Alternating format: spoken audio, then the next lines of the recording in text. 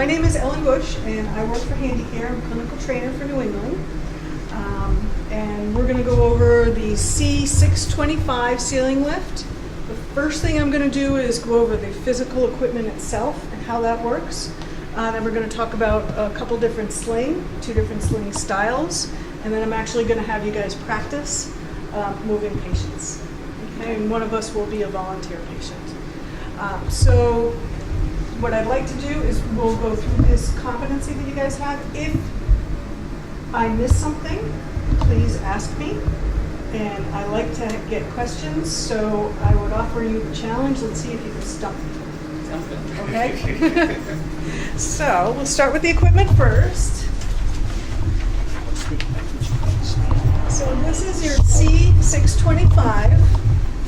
The C stands for ceiling lift. And we have a whole range of lifts. We have floor lifts. You'll see those referred to as F and then a number. Your number is always going to be your safe working load. So in this case, C is for ceiling lift. 625 is your safe working load. On this side of the motor, if you guys come on over here, I'll show you.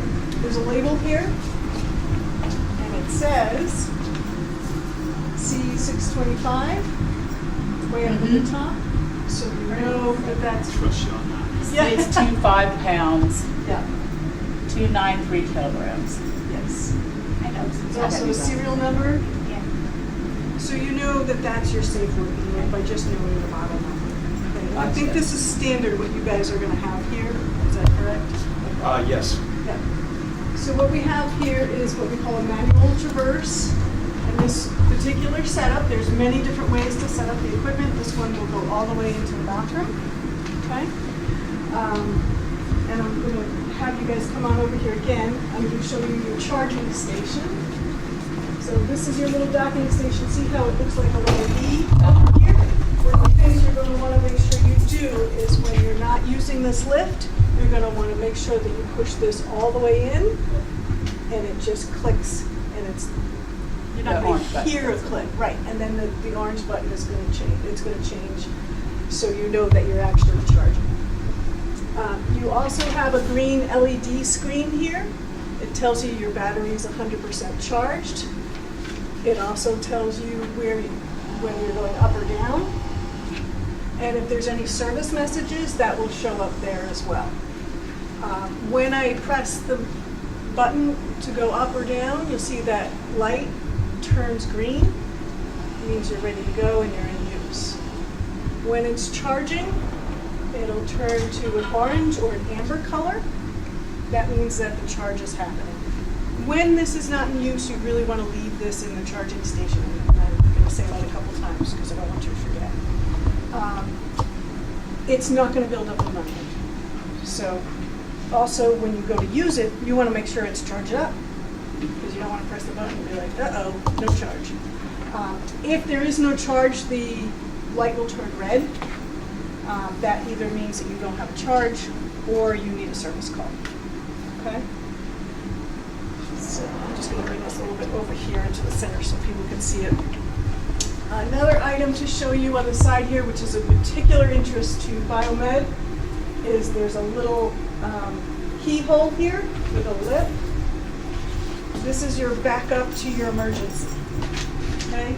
That can be, you can pop that off and a hex key can go in and you can manually lower it that way. Generally speaking, when I teach that piece of it, that's something that nursing generally doesn't get involved unless it's per your policies and procedures. Always refer to your policies and procedures. Generally, that's something that biomed would get involved in, which is why I wanted to point that out. You also have your emergency lowering. So there is a battery in this system. It always has a reserve for an emergency lowering scenario. And I'm going to have you just pay real close attention to that little white tab out there that's up there. When I pull that down, see that now has triggered all my limit switches off. Okay?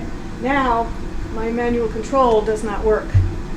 Frequently what happens is we don't know that that little tab has been pulled out because some little kid or some little kid in a big body Yes. has come and pulled it. And sometimes it can be as simple as housekeeping. is going in and cleaning this. So they can pull that out, and now all of a sudden your lift is shut off. So the cheat, if you look that for me,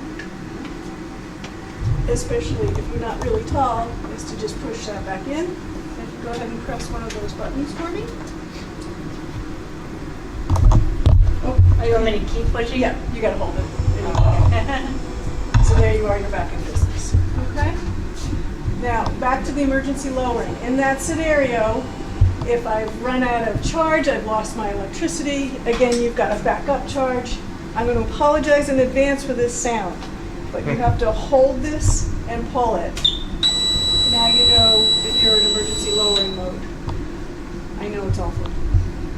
Even with it as awful as it is, I have seen in many facilities, somebody has held on to this, and when we're in emergency lowering, the limit switches are off. So what can happen is you hold this, it goes down, down, down, down, down, all the way, and then it starts to reverse spool back up the opposite direction. So if you ever pick this up and you hit the up button and it goes down, or the opposite, you know you are reverse spooled. Please bring it to Biomed's attention right away, and then you guys have to call us as soon as possible. The sooner we know that this has happened, or I should rephrase that, if we can catch it right away, we can usually prevent a lot of damage. I have seen facilities who aren't aware that this is a problem, and it has gone on, and the internal workings of the motor are damaged, and it sometimes has to be replaced. I'm sorry? Because it's running backwards. Because it's running backwards, yeah. So very important. Also, like I mentioned before, most frequently people go, it's not working, it's not working. First thing you should do is go ahead and check that little tab, push that back in, okay, we're good to go. 99% of the time, that answers our technical support calls. It happens a lot. Your lifting strap, and then of course your carry bar. This is designed to rotate effortlessly. And then you have your loop holders here, and we'll talk about that with the different slings. Your hand controller is nice and simple, up and down buttons. This is pneumatic, so it can get wet, it can get cleaned, you're not going to damage it, there's no electricity running through it, nobody's going to get electrocuted. This also is a nice breakaway switch, so this can pop right out, so if somebody gets caught in this, it just pulls right out, it's okay, you can plug it back in. These wear out over time.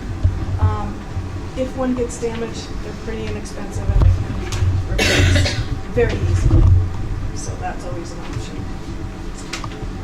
This particular setup, you have a track system which goes all the way into the bathroom. So you can move your patient, and we'll actually practice this a little bit. You move your patient right into the bathroom, right into the commode, theoretically. And then, of course, you'd be able to move them back out. But one of the things that's nice is when, you know, this will make a little bit more sense. This moves, it's almost effortless to move this along the track and see how easy it is to move the patient. So it's going to make your life a lot easier and save your gas. So that's the hardware in a nutshell. Let me just get this up a little higher and we'll talk about some slings. What kind of experience do you guys have in using patient lifts? Any exposure to Not it? in this. In labor and delivery, I use these studies. Have you used floor lifts? Things like, oh, come on in. Okay. We used to use studies in labor and delivery where I come from, but I've never used a Hoyer lift in labor. Okay. Okay. So, because they can be numb from the waist down, and studies pull. And that'll hold. Yeah. Sure, that makes sense. Okay. So, what I have here with me is two different kinds of slings. This is for seated transfer. This is also called a U-shape seated transfer. 99% of slings for seated transfer are going to look like this. And the reason why is this is actually going to go behind the patient, but not underneath the patient. And I know that that sounds counterintuitive, but it's actually these leg straps. They're going to wrap around underneath the patient's legs, and that's what's going to essentially hold the patient up. And because it doesn't go underneath of the patient, that's what makes it much easier to remove it from getting out from underneath of the patient. And also if you want to reapply it. So we'll practice that in a second. This has 6 straps, 2 shoulder straps, torso straps, and then leg straps. This one has what's called a head support. You can see this actually will wrap around the patient's head. And then some patients may feel a little bit claustrophobic. If that's the case, you can just fold that back, and then they might feel like things are a little bit more open. So all of our slings are labeled. It tells you what size. We also have a color chart, which I will get to you. In this case, this yellow represents a medium sling. This also tells you your safe working load. This particular model is a disposable sling, and that means it's designed to be here for the patient's length of stay, provided it doesn't become frayed or soiled. And then it can be disposed of. There are other slings that are launderable, and they come in all different sizes and shapes. So that's essentially the sling for the seated transfer. And when we put this in place behind the patient, and I'll show you this in a minute, you always want the label facing away from the patient, especially if you've got skin integrity concerns. You don't want that rubbing against them. This one is for a supine transfer, and this goes onto the bed just like a bed sheet. Okay? Many institutions will simply make up the bed and just leave it there. This particular material is breathable, so it can stay underneath of the patient. And then you would use this to move the patient from the bed to a gurney.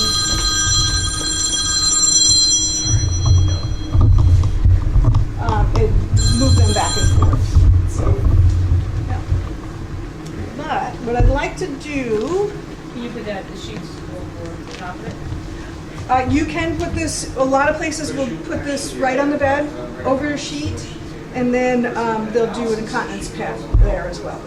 But this particular material, and I have the documentation for this, is breathable and does not pose any risk, any more of a risk Thank you so much. bed sores. Thank you. Yep. So, like I said, especially in cases in like ICU and a patient is intubated, you're obviously not going to be applying and removing slings. It's just not practical. So this would be a great solution to that. You can just leave this under the patient, and then you can move the patient as needed. And what about cleaning? Those straps hold up? Do they just throw them in the washer? Or? This is disposable. Oh, okay. And It's this a one is, patient. yeah, it's a single patient use, or single patient stay of use, I should say. And then this one is actually certified to 1,000 pounds. Okay, so the straps, the entire sling is weight tested. Yep.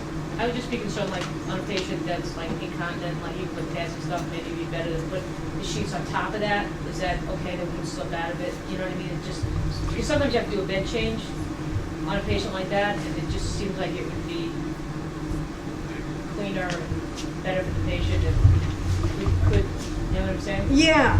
You know, Is that against safety? well, I'm just asking because. no, I understand what you're saying. So you're saying put this on the bed, and then put the sheet over it? And then make the bed. And- That way we just pull out the fitted sheet, it's right there when we, you know, Right. which is 2 seconds to lift them up with the sheets and leave things. And then we can even change out the bed when they're up. Right. You I would say could- that I would pay not to put the fitted sheet on, maybe like a straw sheet. Yeah. And Right. then that way, because if you want to change the bed, you just have to lift them up, change the bed, and put them back down. Yeah, but I'm saying if we were Hoyer and we go up to a chair or something, Oh, you yeah. know, just, He stumped me. Because it depends on the yeah. patient. It depends on the patient. It Most depends of on them the wouldn't have to do patient, it that. depends on the scenario. I Exactly, think but it- certain patients. Yeah. I'm just saying, would it be a safety if we had a sheet over the top of that? I Would it be a don't safety, think like so, slipping? but let me It's not- double It's not check like a that. slip sheet is what I'm saying, like, would Right, it- right, you're not gonna have them sliding all over. the that's what I'm, place. just for Okay, safety. right, That's what right. I'm saying. That, I Just would, in case, Right. most scenarios we wouldn't need to, but just in case of med surge. right. No, I think you could probably do that, but let me double check. Okay, that'd be great, thank you. Because I know the way it's most commonly done is sheet this and And that would be confidence fine pad. on most Yeah. situations. Yeah. Okay. Okay, it's a good question. Stumped me already. I didn't mean to. No, it's all good. Let's see if you can do it again. So let's try a seated transfer. I'd love to ask for a volunteer who's about my size, because that's the appropriate for this particular size. There we go. That would be good. All Might be a right. tad tall, but that's okay. And then I need two, I'm gonna have you take a seat there. And I need two caregivers. I think I can. Okay, great.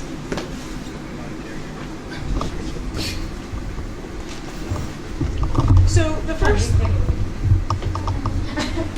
get this out of the way. Do I have another caregiver? Oh, okay, great. All right, Sean.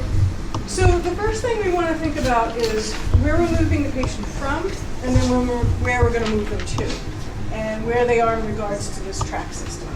So we've got the bed in a pretty good position. We're pretending this is a regular hospital bed. So first thing we want to do is move him into a position where we're going to be able to bring this lift in front of him, and then we're actually going to lower that carry bar right to about chest height. That looks pretty good. And in this case scenario, our patient, I'm gonna have you come on this side of me. In this case, our patient is happy and compliant and has upper body strength. Happy. Do you want that wheelchair locked? Yep, we can go ahead and lock that. So the first thing we're going to do is we're going to apply this behind the patient. And you know what? We're going to turn you around and have you face the other direction so everybody can see what we're doing, and that's going to make sense. And there you go. Good. And you know what? I'm actually going to have you come forward and just move him a little bit more so you can get on this side of him. You're just a little tight with that chair, right? I know. The holiday- It's all the this- holiday treats, you know? all this- Okay. That's good. Well, I just want to see. So I'm going to have you place this behind him. We're just going to have him come forward a little bit in the chair. And we want to line this up with the center of his back. Okay? Use this to kind of focus to go right. The V is going to wrap right around his head. And again, you want to have this facing away from the patient. Okay? So you're going to bring that right down to the base of the coccyx. Sorry. And try and get it as centered as you can.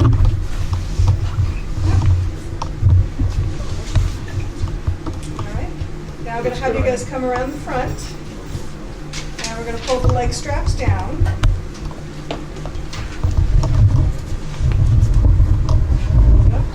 A little bit. There you go. Now one of the things we want to make sure that we do, I'm going to have you guys come towards me and look straight on at him. See, we've got one that's a little bit shorter, so what's going to happen if we raise him up? He's going to be a little cockeyed. So we want to get those as even as possible. And it looks like it's in pretty good position right at the base of the coccyx. The next thing we want to do is get those leg straps underneath of his thigh, up pretty high as you can get them. Okay? Okay. Yes. There you go. I would even go a little bit more to see if we can take up this strap, this slack. Now, one of the things you're going to want to make sure too is that it's not folded over on itself. Make sure it's as flat as possible. And I would just check this one as well, because it looks like it's a little folded. Because anytime you have binding there, it's going to be pinching his thighs, and that's going to be uncomfortable. I don't want pinch thighs. Before we go on to the next step, the first thing I want to say is that 99% of the time, you're going to cross these straps right through here. Okay. Okay? This is not always clinically appropriate. Somebody with a spinal cord deformity, somebody with a high-level amputation, you do not... High-level amputation? Okay. Yep. You do not have to cross the straps. Okay. In that scenario, you can just wrap them both underneath the patient. So you could do it, Yeah. you could go like this. Oh, okay. Yep. Okay. And then their legs would be together. That Okay. would certainly be considered safe and appropriate. Okay. This is just a little bit better. It's comfortable for the Okay, patient. so you can crisscross it like you just did? Yep. So the next thing we want to do is bring the lift into position. Oh, yeah. All you have to do is pull it over. And They you weren't don't- here at the beginning. They weren't here at the beginning. and we Oh, must start at the I'm beginning. sorry. First thing, now, I'm gonna hold on to this for you for now. All right. But when you lower this down, okay, this looks like it has a nice soft rubber coating on it. It does not. This is very, very hard. So hold it while you go. So yes, what I recommend is that one person take ownership of this and say, I've got the bar. Because what we need to do is lower it till it's just about at his chest level. And it's a little unnerving to have that bar so close to your face, because I've been there myself. So why don't you go ahead and lower it.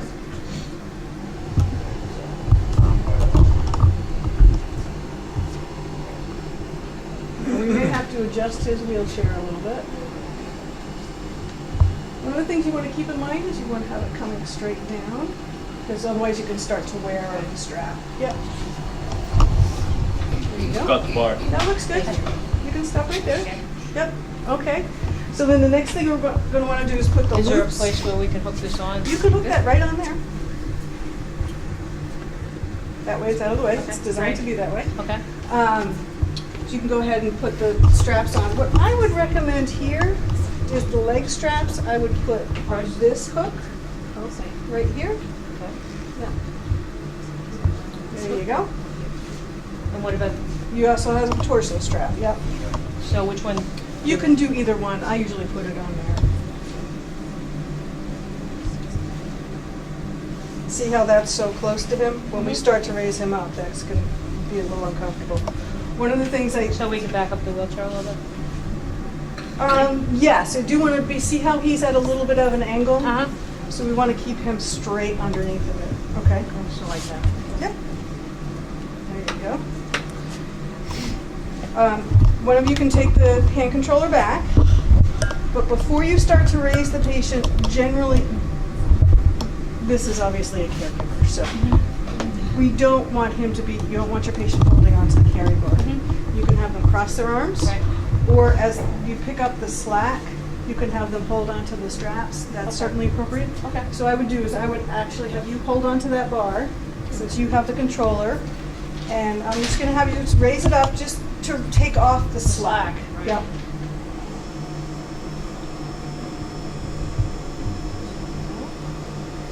All right, I'm gonna have you stop right there. I like to do a nice quick stop. Check. Just make sure these are all on the hooks, that nothing has slid off. That's not such a big deal with this particular sling. With this one and multiple loops and multiple straps, that can become an issue. Things can slide off and you don't necessarily see it right away. Okay. So now you can go ahead and raise him. How are you feeling? Good. Good, okay. Excited. Yeah. Okay. Get it done. Let's go. You can sit back. How do you feel? Feel great. You feel safe? Yeah. Okay. Now what we want to do is we just want to raise him high enough so we get him over the obstacles. You don't want to take him on a trapeze ride. Patients don't like Can we that. do that after? That's a whole other issue. Could we just slide the wheelchair back a little bit also? So we Yeah. don't put it up so much? You can move whatever you need to move.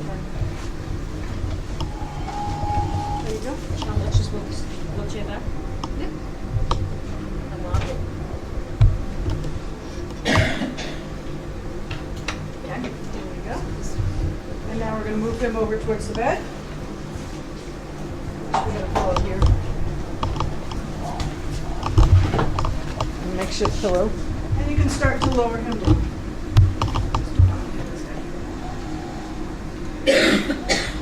And you would want to be paying attention to where he's Yeah, his feet, well, obviously, we don't have a Exactly. longer This than is that, not- so. Yeah, this is not 100% realistic, but it's pretty good. There you go. Where's the bed down the hall?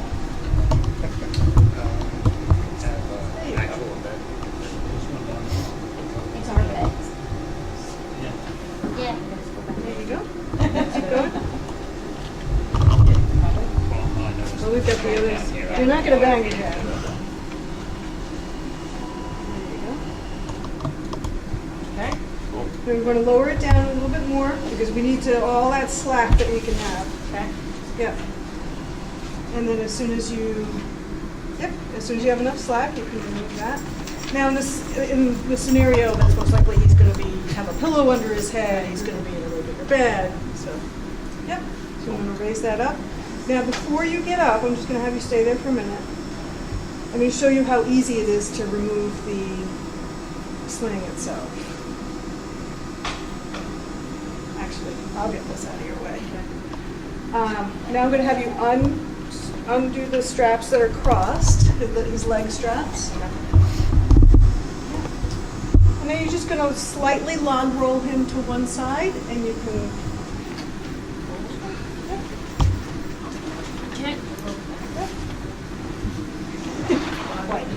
And it's very easily. Very fixed. cooperative. Yeah, very cooperative. Yes. Thank you. All right. So that's a seated transfer. So what do you guys think? Did you have questions, concerns, ideas? How did you feel in that? It was good. Yeah, it was very sturdy. It's definitely secure, balanced. Yeah. I honestly could have taken a nap. I hear that a lot, actually. It feels like a hammock. Yeah, especially with the head, it was comfortable. It gives you nice support. Yeah. What's the safety if the power goes out? Or the mechanical failure? I will, since you missed that part, I will go through that with you again. But we do have an emergency lowering. Oh, okay, great. Yeah, so and it has a reserve battery backup. Okay, great. Exactly for that scenario. Okay. Yeah. So the other thing we could try is I could show you about raising the patient with the supine transfer. If you'd like to do that. Sure. Okay. I need another volunteer. This one's a little bit more tricky because this one's a lot more about balance. It's big enough to go there. It is. Okay. So we're going to pretend that this is already underneath the patient.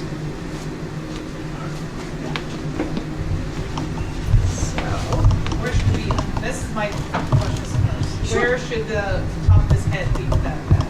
And that's actually the next thing I was Okay. going to address, because yes, you don't want it Yeah. here, because then what's going to happen? Yeah. So now you're going to have a patient who's hyperextended. Yeah. I like it to be right around the top of the head. It's going to vary a little bit depending on the size of your patient and how tall they are, but ideally you want it wrapped around their head, because yeah, I've seen that before. People start to lift and that's just not going to work. So, can I have 2 new caregivers? Jimmy, can I back you up? Just behind it. You know I don't like volunteer work. There you go. So, I got it done. So doing a supine ready to transfer, go. there you go. This supine transfer is all about balance. So we have all these loops and all these loops to choose from. And you're not really, well, we're doing the best we can considering Yeah, that no. we're on a bed. We're on a If bed. I got to slide, I'll slide. That's okay. So everybody has a different shape. Especially men tend to carry more of their weight in their shoulders. So if you do the same loops on all throughout the sheet, what's going to happen is his toes, his feet are going to be a lot higher. So one of the things you want to do, and this is something that comes with practice, is you'll be able to look at a person and say, okay, I know I'm going to need to be longer in the legs, so we're going to balance them out. The rule of thumb of the saying that I like to use is short shoulders, long legs. Okay? So what we'll do, first thing we want to do is get this into place.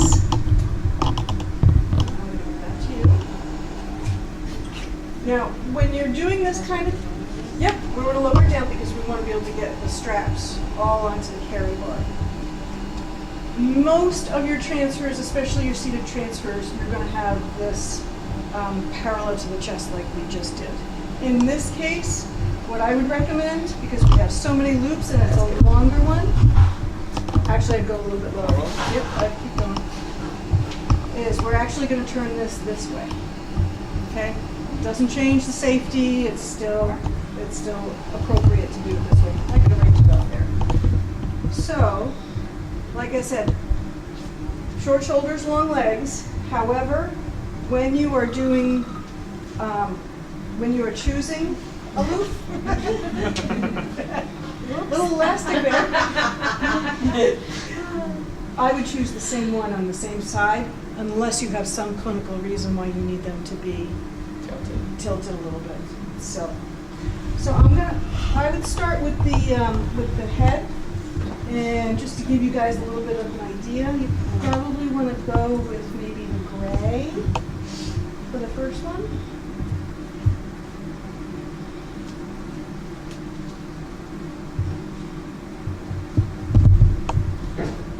And then I would go a little bit shorter. He's such a cooperative patient. I would actually go with the red for his shoulders, because that's where the bulk of his weight and his mass is. And then for the torso, probably as well. So I would do the first half on the top, and then I would do the last three. Yeah. Oh, you know what? I would do that one down here so he's a little bit more balanced. Yep. I can't. No, wait. You can count them. So we Yeah, have. so we don't have 3 on this top one. Oh, well, 3 on the bottom. I misspoke. Yeah, but there's 1, 2, 3. 1. Here we go. Yeah, but Yeah, we but she didn't had do this this one. one. Well, then you would, if you did the same one that was across, you would do that one on this Yeah, side too. that's Yes. what I'm saying. Yeah, That's what I was doing. We're in agreement. Sorry, I didn't mean to confuse you. I was getting confused because I was thinking, okay. So then it would be the gray on this I one? would, yeah, that's, I'd do gray. Yeah. And then white? I would go white and white for these last few. Yeah. Here's the nice thing about this, is that if you start to raise the patient and you see that they're going to be really feet up and totally imbalanced, you know what? Put them back down and adjust it. It's not a big deal. So, okay. So the next thing you okay? Yeah. Okay. Okay. So this is where we're going to raise it up just to reduce the slack, and then take a good look, because we've got loops all over the place. And we want to make sure nothing has slid off. All right, okay. The other thing, stop right there, is let's just take a look at where that top of that sheet is with respect to his head and his neck. Yeah. Now, we did stick a jacket in there, Yeah, so we that can kind get rid of of it. changed the dynamic a little bit. Okay, you can go ahead. Did we check these? Mm-hmm. Yep. Okay. So are you saying you should not have a pillow or anything under the neck? I've seen it done with pillows. I prefer not to. The other concern is, are we going to now get into another shit? So, That's what's important. yeah. There we go. Oh, let's just get this a little bit higher up on him. Yeah, with borderline there. So, okay, you go ahead and lift him up.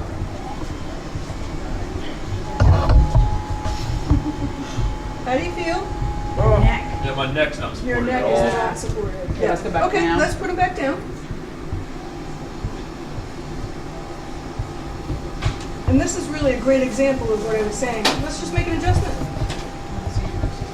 So it needs to be higher there then. Right. So we need to go shorter in the neck. Yep. There we go. Now we got to figure out which one I it know. is. And while we're at it, you guys use white behind feet? Yes. Yes.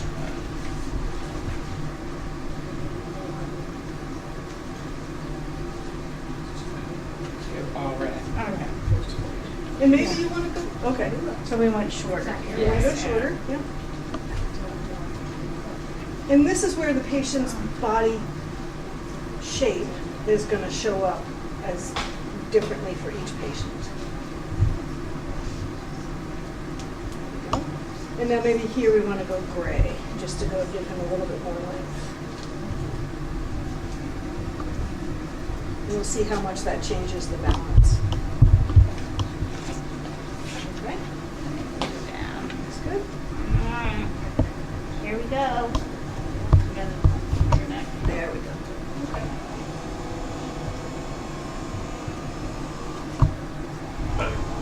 Yeah, better? Okay. Okay, You ready? can raise them up just a I little know I bit. wanted to do the, Yep. I got it. There you go. So you can see how easy it would be to just move him right to the green. a high And note. he's pretty balanced. And he's better than he was. Feel good? Feel pretty good. Are you taking a nap again? You feel Putting like it down. you're in a little bit of a cocoon or a taco. Taco. A little bit. I feel like my feet. Feet. Yeah. Yeah. Probably could have shortened them up to Yeah, gray. it's Yeah. gray, yeah. Yeah. All right, so putting it down.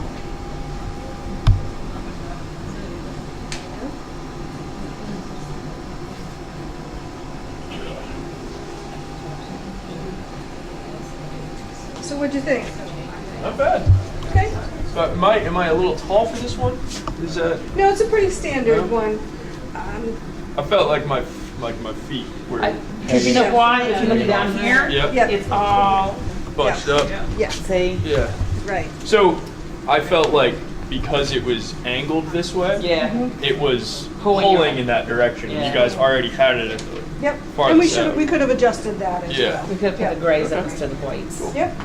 But you see how playing with it and trying the different loop lengths makes a big difference. And every patient is different, and every time you try it, you're going to get a little bit better at it. So that's something that comes with practice. That pad's universal for any size, This is universal, yes. for any size. For any That- I missed the beginning, sorry, what's the max weight? This is, your safe working load is 625. This particular is, transfer sheet is 1,000 pounds. So you have quite a range. And then the seated transfer, this one is 625. So what was, this one is 625. But they're always labeled. So Thanks, Ellen. you're welcome.